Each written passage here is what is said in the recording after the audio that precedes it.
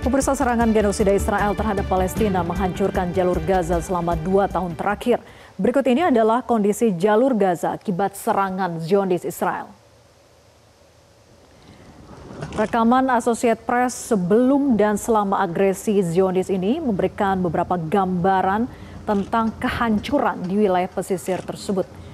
Pemboman dan operasi darat Israel telah mengubah seluruh pemukiman di beberapa kota menjadi luluh lantak, penuh dengan puing-puing dengan bangunan-bangunan yang menghitam dan gunungan puing yang membentang ke segala arah.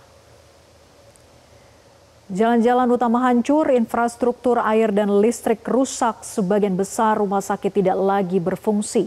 Wilayah seperti kota Rafah di selatan Gaza dan kota Beit Hanun dan Beit Lahia di utara Gaza telah hancur dan ditinggalkan.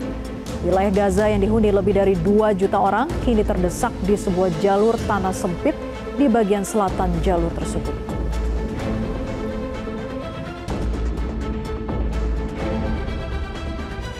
Pemirsa, selama 2 tahun terakhir sejak serangan 7 Oktober 2023 oleh Israel, jalur Gaza berubah menjadi pusat kehancuran akibat genosida berkepanjangan. Apa yang awalnya berupa serangan udara kini menjelma menjadi operasi militer sistematis yang menargetkan kehidupan warga sipil, infrastruktur vital, dan menghancurkan masa depan seluruh populasi Gaza. Pada 29 September 2025, Presiden Donald Trump mengumumkan rencana 20 poin proposal perdamaian yang mencakup pembebasan tawanan Israel dan juga Palestina, gencatan senjata, serta pelucutan senjata Hamas dan rekonstruksi Gaza. Nah, Hamas pada prinsipnya telah menyetujui rencana tersebut dan sedang membahas langkah selanjutnya di Mesir. Rencana ini diberi nama Comprehensive Plan to End the Gaza Conflict atau Rencana Komprehensif untuk Mengakhiri Konflik Gaza. Hal ini disampaikan langsung saat konferensi pers bersama Perdana Menteri Israel Benjamin Netanyahu di Gedung Putih, Washington DC pada 29 September lalu. Nah, berikut adalah 20 poin proposal perdamaian Gaza yang diajukan oleh Trump yang telah kami rangkum menjadi 5 poin berikut ini, pemirsa. Yang pertama adalah akhiri perang dan pembebasan sandera. Perang segera dihentikan jika kesepakatan itu tercapai. Dengan syarat, pemirsa, bahwa Israel segera mundur secara bertahap. Nah, seluruh sandera itu akan dikembalikan dan tahanan itu akan dibebaskan sesuai dengan kesepakatan.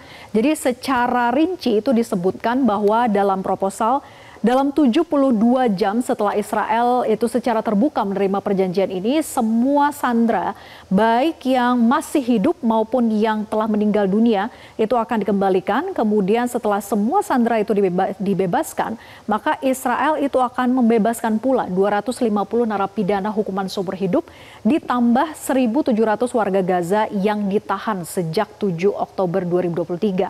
Nah, termasuk semua wanita dan anak-anak yang ditahan. Nah, untuk setiap sandera Israel yang jenazahnya dikembalikan, Israel akan mengembalikan jenazah 15 warga Gaza yang telah meninggal dunia. Nah, kemudian poin yang kedua adalah demilitarisasi dan deradikalisasi Gaza. Gaza ini menjadi zona bebas teror. Hamas dilarang untuk terlibat dalam pemerintahan dan juga seluruh infrastruktur militer dihancurkan. Anggota Hamas yang menyerah akan diberikan amnesti ataupun izin keluar. Nah, kemudian poin ketiga ini adalah pemerintahan dan stabilitas sementara. Jadi Gaza itu dikelola nantinya oleh Komite Transisi Teknokratis Palestina. Jadi pasukan stabilitas internasional atau ISF itu ditempatkan untuk menjaga keamanan sementara. Jadi Amerika Serikat itu akan bekerja sama dengan mitra Arab dan juga internasional untuk mengembangkan pasukan stabilisasi internasional atau ISF ini, sementara yang akan segera ditempatkan di Gaza. Dan jadi Gaza itu akan dikelola di bawah pemerintahan transisi sementara oleh Komite Teknis dan juga Non-Politik Palestina yang bertanggung jawab atas pengelolaan layanan publik dan juga pemerintah daerah sehari-hari untuk masyarakat di Gaza. Nah, kemudian poin yang keempat yaitu terkait dengan bantuan kemanusiaan dan juga rehabilitasi ekonomi. Jadi bantuan penuh itu akan segera masuk ke Gaza melalui PBB dan juga mitra internasional. Rencana pembangunan kembali Gaza dilaksanakan termasuk juga adalah zona ekonomi khusus. Nah, jadi nantinya zona ekonomi khusus ini akan didirikan dengan tarif dan akses preferensial yang akan dinegosiasikan bersama dengan negara-negara peserta. Nah, kemudian yang kelima ini adalah cakrawala politik dan perdamaian jangka panjang. Jadi akan ada proses dialog antar agama, akan dilakukan berdasarkan nilai-nilai toleransi dan hidup berdampingan secara damai untuk mencoba mengubah pola pikir dan juga narasi Palestina dan Israel dengan menekankan manfaat yang dapat diperoleh dari perdamaian itu. Jadi Amerika Serikat itu akan memfasilitasi antara Hamas dan juga Israel ini untuk berdialog begitu ya, untuk menyepakati cakrawala politik bagi hidup berdampingan yang damai dan juga sejahtera, serta tentunya adalah menjamin kedaulatan bagi Palestina.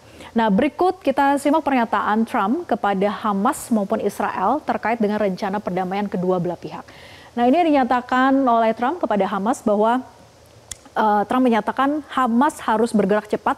Ia tidak akan mentolerir penundaan apapun yang diprediksi banyak orang itu akan terjadi atau hasil apapun yang membuat Gaza itu kembali menjadi ancaman. Nah, sementara kita lihat kemudian di grafis berikutnya pernyataan Trump kepada Israel.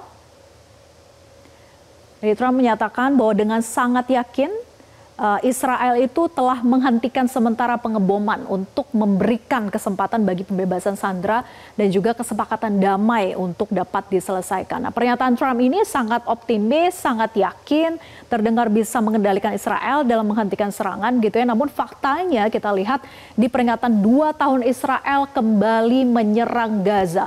Lalu berapa sebetulnya jumlah korban sejak serangan yang terjadi mulai 7 Oktober 2023? Kita ke grafis berikutnya. Jadi jumlah korban perang untuk korban yang berasal dari warga Palestina, untuk korban meninggal dunia lebih dari 67.000 orang. Dan untuk korban luka-luka ataupun juga cedera ini sebanyak 170.000 orang. Dan sementara korban dari pihak Israel, korban meninggal dunia sebanyak 1.665 orang, termasuk di dalamnya adalah 466 tentara.